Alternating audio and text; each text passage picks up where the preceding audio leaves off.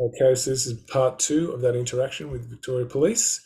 So we're going to show you that inverted pentagram they wear in real time, exactly why they are what they are and what that symbology really means, and how it looks when someone who acts in the service of a corporation and how they're actually trying to obfuscate from the truth, and they do anything they can to hide the truth, right? And so that's what this is really showing here.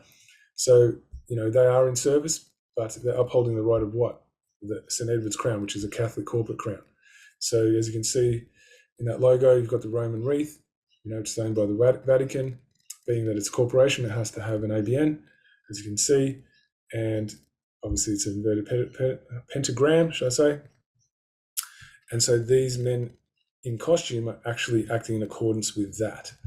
So we're going to go back into that interaction. We're going to pick up the last part we left off from, just to refresh the memory. And here we go. Okay, just picking up where we left off, the public servant comment. Are you a public servant? Of course I'm a public servant. Okay, so a public servant needs to stand under the oath of office of constables. So just before we go into that, let's just look into what it means to act in service. So when you're serving somebody else or the community, what does that mean? Well, it actually means that you need to be really clear of conscience, and what that means is that you are adhering to the strict principles of universal morality, right? That you have a real clear understanding of what that is. So that means you can identify objective truth as it is, and you act in accordance with that. So you're not trying to deceive ever.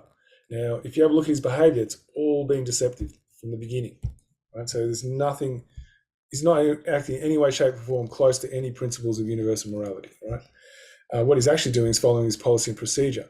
Now, who follows policy and procedure? That's the immoral man, because the moral man will always act on the principles of morality. They don't need to have anything prescribed for them. They know in their hearts what behavior is in accordance with those principles and what behavior is not. So that's what a true constable would be. And so that these are real quick giveaways as to why this guy is not a constable and he is a corporate policy enforcement agent, aside from all the symbolism. And we're going to look at his flag. He's got a flag underneath his police badge there, and we're going to have a look at that later. But yeah, let's just go into his reaction. Is that you? Are you standing on your... So did you see what he said? He said, when he got asked, is that you? He started saying, if you believe. So like I said in the previous one, he went from something that's a verifiable fact, because you need to have an oath if you're in public service, because he admitted he is. That's what the oath is. The oath is, a way to symbolize that you are acting under the universal principles of morality. And just to, reconfirm that, because we need to confirm that as the employer, right? He's getting stroppy with his employer for wanting to confirm that he's acting within the boundaries of morality. Like, think about that. That's a ripper right there. So that's the issue, right? And so he's getting really stroppy about that. He's not happy, because obviously if you're a corporate policy enforcement agent, you don't want to do that. Now let's have a look at his flag. Can you see it there? That's meant to look something like the Union Jack, but it's all black, and there's some stars there as well. And so the only time I've ever seen a black flag is a pirate flag. So if we go by that, these guys are actually showing you that they are inland pirates. That would have been a wonderful question to ask him, actually. What's that flag mean? Why is it black? And see what he does then. Oath of office of constable. Yes. You are? So there he goes. He says he's standing under his oath of office of constable. But did you see the way he said it? Did he seem happy, or was he snapping it back? So what he's been trying to do, he's been trying to wriggle out of it the whole time. Sometimes he goes silent. Sometimes he pretends he doesn't understand. He needs more clarity, apparently. But now, because he said he's a public servant and he's had it put to him what it means to be a public servant, all the wriggle room has just decreased, right? And so then he was trying to obfuscate with saying, oh, if that's what you believe, still trying that tactic. Then, because that all got shut down real fast, he had no other reply but, here, answer the question. If you are one, answer it. And so that's why he was snappy about it, right? This guy is not happy, about not having any wriggle room, because that's never happened to them. They don't know how to respond in this. And you saw in this regard, in this instant, just how quickly he crumbled. So these are just men or women just like you and I. All they're doing is wearing a costume that's full of armor, but they're really dense. Like, they've got that dense consciousness. They can't think rationally like everyone else because they've been so heavily programmed. And so eventually, the program runs out of options, and then they just collapse. So let's look into what it means to actually be the difference between a corporate policy enforcement agent and a constable. So I'm going to come back with a bit of info on that. Okay, so look at the left column, the red side, that's the corporate, what would you call it, corporate policy of Commonwealth of Australia Constitution Act, and who the police are. The right-hand side, that's the Magna Carta side, the only true constitution that exists on the planet that I'm aware of anyway. That's what a constable is, right? So if we have a look here, I'll try and enlarge it a little bit. It says keepers of the peace and protectors of the people's sovereignty. Now, if you're a keeper of the peace, would you be snapping at your employer?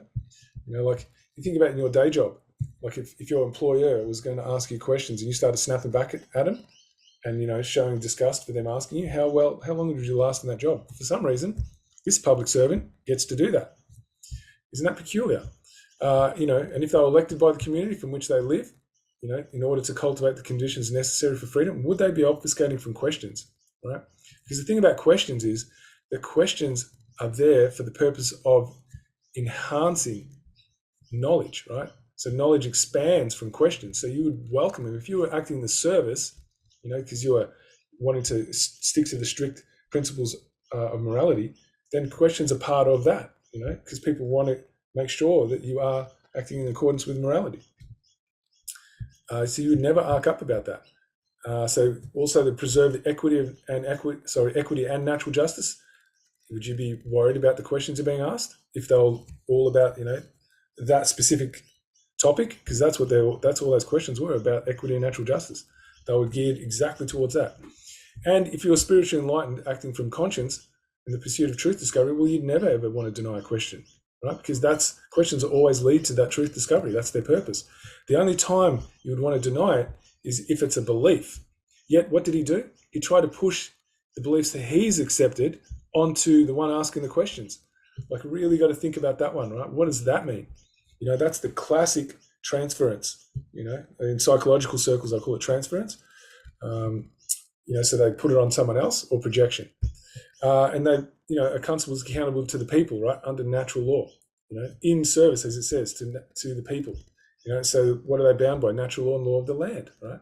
Here on this side, where the policy side is, you know, who they serve, like we said, the Vatican, owned and protected by government. Their mind-controlled order followers driven from ego indulgence. I mean, I don't know about you, but that's what I'm saying when I'm seeing him trying to protect his ego. They enforce slavery and domination. Classic. You know, he's trying to get the individual to admit they're a sovereign citizen. So then he can what? You can deem him belligerent and then act with violence against them. You know, and they're privately recruited individuals profiled for low consciousness and or narcissism, and then on top of that they get programmed. But this is horrific. You know, so that's what a corporate policy enforcement agent is. You know, they're paid to guard the invisible prison, and they've got nothing to do with service, nothing. And so, you know, he was trying to do his best to try and avoid being found out. So before I go on, I'm going to end it here. We're going to finish on one more. Hopefully that's going to be the last one. I'm just mindful not to make this go for too long.